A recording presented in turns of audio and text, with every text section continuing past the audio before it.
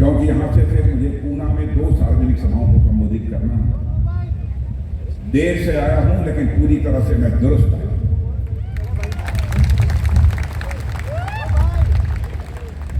आपकी प्रत्याशी स्नेहा दुबे को बोलते हुए मैंने पहली बार सुना और हमारे राजनीतिक जीवन का जो अनुभव है उस आधार पर मेरे बहनों भाइयों में कह सकता हूं, यदि स्नेहा दुबे को चुनकर आपने महाराष्ट्र की विधानसभा में भेजा तो आपकी समस्याओं को आवाज देने का काम कोई करेगा तो स्नेहा दुबे का।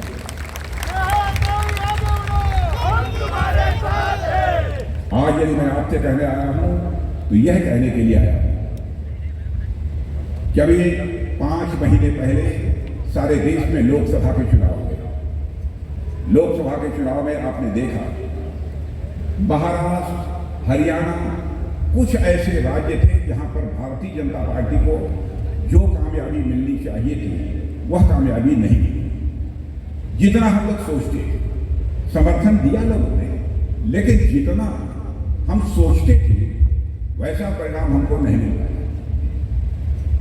लेकिन यह भी आपने देखा होगा हरियाणा का अभी हाल में ही विधानसभा का चुनाव हुआ, लोकसभा चुनाव होने के 3-4 महीने बाद जिस हरियाणा में लोकसभा चुनाव में हमको हमारी अपेक्षा के अनुरूप कामयाबी नहीं मिल पाई थी, उस हरियाणा में की जनता ने विधानसभा के चुनाव में भारतीय जनता पार्टी को क्लियर मेजॉरिटी देकर वहां पर हम लोगों की सरकार।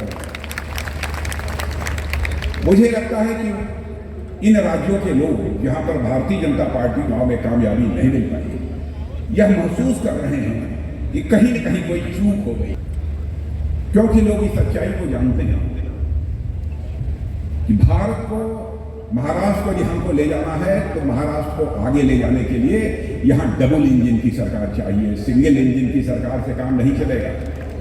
इस महाराष्ट्र में भी एक इंजन और सेंटर में भी एक इंजन, डबल इंजन की यहां सरकार चाहिए। इसलिए आप कहीं चले जाइए महाराष्ट्र। कल मैं झारखंड में था, कई सार्वजनिक सभाओं को मैंने संबोधित किया।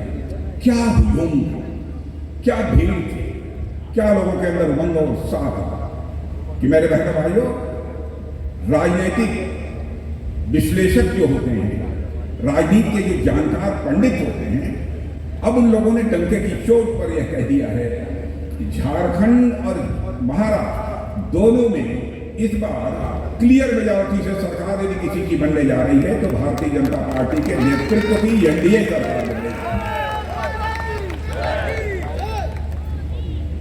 और मैं यह भी कहना चाहता हूं, आप जानते हैं लंबे समय तक जब भारत आजाद हुआ तो लंबे समय तक किसी की हुकूमत रही है तो कांग्रेस की हुकूमत रही। बराबर इन लोगों ने कहा हम सरकार इसलिए बनाना चाहते हैं क्योंकि भारत से हम गरीबी को दूर करना चाहते हैं।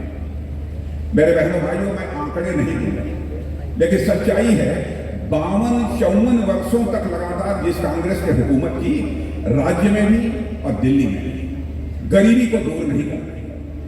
लेकिन आज मैं दावे के साथ यह कहने की स्थिति में हूं, जब से 2014 से केंद्र में मोदी जी के नेतृत्व में एनडीए की सरकार मेरी बहन भाइयों बनी है, आंकड़े यह बताते हैं कि मोदी जी ने 7-8 वर्षों के अंदर 25 करोड़ हिंदुस्तानियों को गरीबी रेखा से बाहर करने में कामयाबी हासिल की। 25 करोड़ लोगों को गरीबी रेखा से बाहर करने में कामयाबी हासिल की।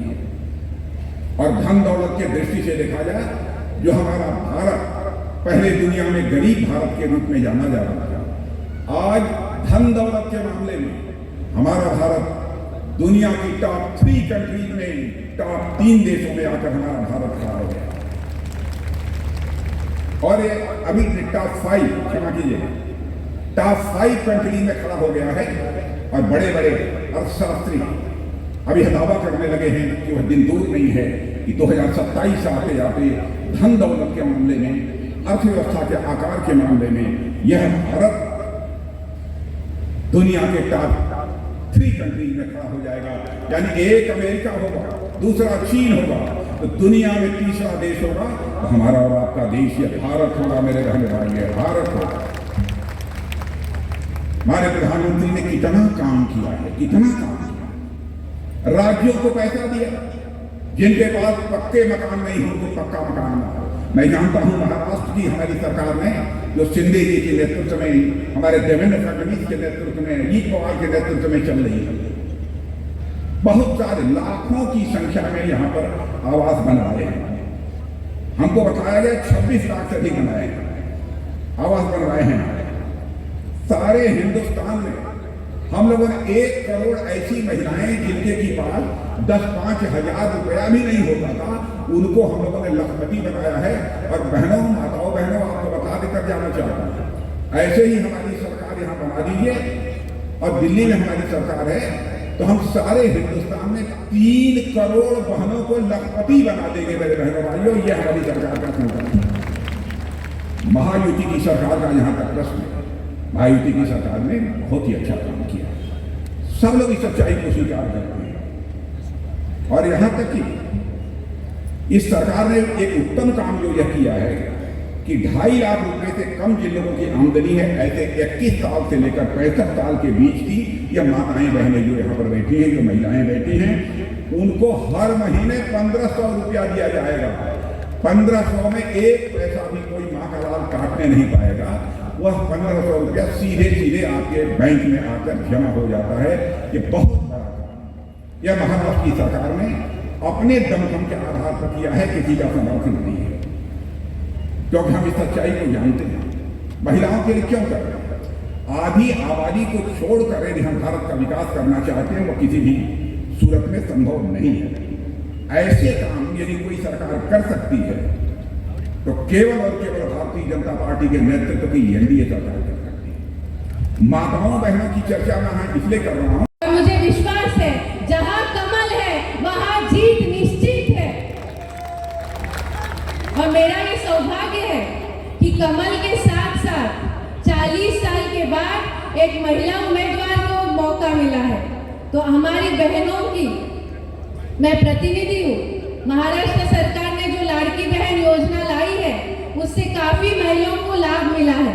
तो ये योजना अगर हमें कायम स्वरूपी शुरू रखनी है तो महायुति के अलावा हमारे पास दूसरा पर्याय नहीं है।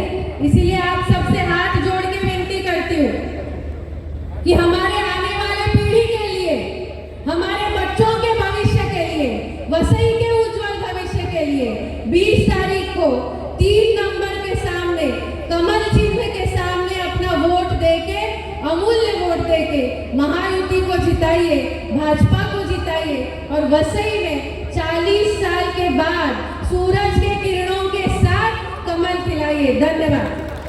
जरा जोर से